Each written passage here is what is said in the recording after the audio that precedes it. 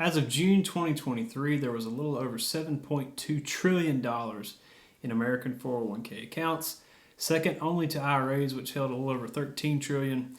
But I like to remind people that IRAs are really just old 401ks that got rolled into an IRA when people retired. So there's no question 401ks are the primary retirement saving vehicle in the United States of America. Now, if you have access to a 401k and you invest wisely over the years, odds are you'll accumulate quite the sum of assets over time.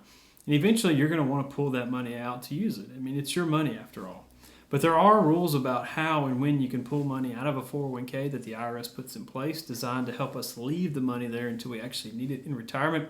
It's helpful to know these rules so you know when you can pull money out and how you can avoid costly penalties that could diminish the value of your 401k balance. In this video, we'll talk about 6 different options for making withdrawals from a 401k. We'll talk about the potential benefits and downfalls of each of those options so you can optimize withdrawal process when you begin to take money out of your plan.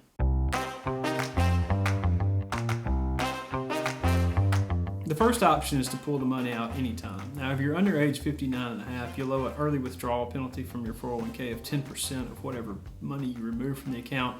So if you take $10,000 out, you'll owe $1,000 in early withdrawal penalties if you're not yet 59 and a half. You'll also owe any income tax on the amount you remove. So generally, we don't recommend that you remove money from your 401k until you reach age 59 and a half, or using one of the other options we'll talk about later.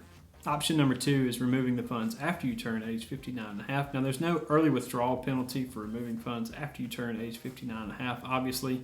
Now, you will owe income tax on any withdrawals you make after that point if it's owed. In the case of a Roth 401k, you obviously wouldn't owe any income tax on those balances. For all other traditional contributions and earnings, you'll owe income tax. There's also required minimum distributions that will begin when you turn age 73 or 75, depending on when you were born. Those two will be subject to income tax, and that's something worth planning for, because if you have a large 401k balance, your RMDs could be quite significant. They could drive up your income and actually drive up your income tax rate too. So keep an eye on that. There are strategies you can implement now to limit the impact of RMDs when you reach that age. We actually made a video about them. I'll put a link to that above and in the description below.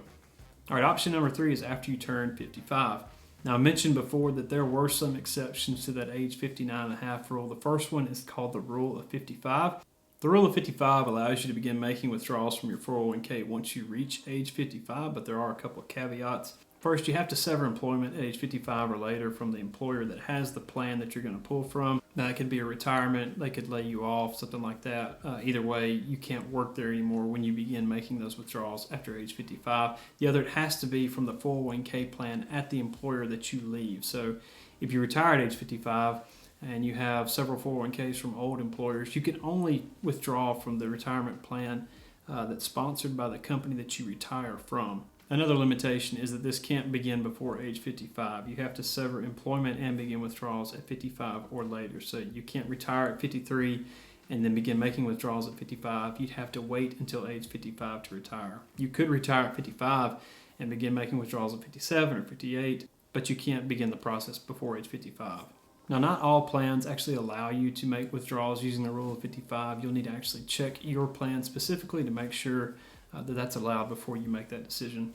And finally, even though you can only make withdrawals from the 401k plan that you have with the employer you retire from, you can take old 401k plans and roll them into your current employer's plan well in advance of when you actually begin making withdrawals at 55. That way you get them all in one place and you have more access to your 401k balances when you do make that decision to retire. Option number 4 is anytime with 72T distributions.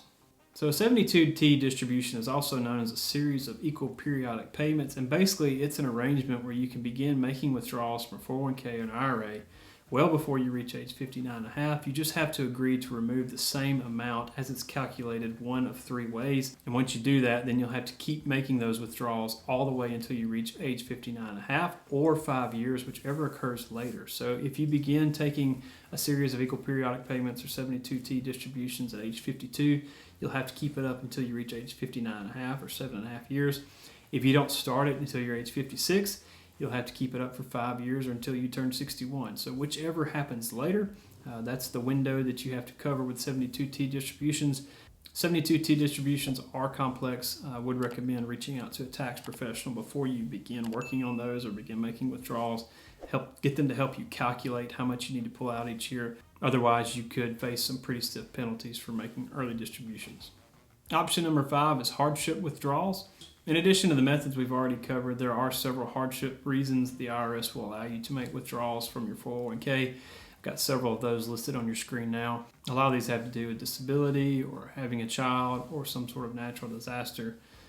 Again, I'll just kind of let you peruse those for a minute. And then there's also a list of exceptions that the IRS allows you to make withdrawals from your 401k, which I've also got those listed on your screen.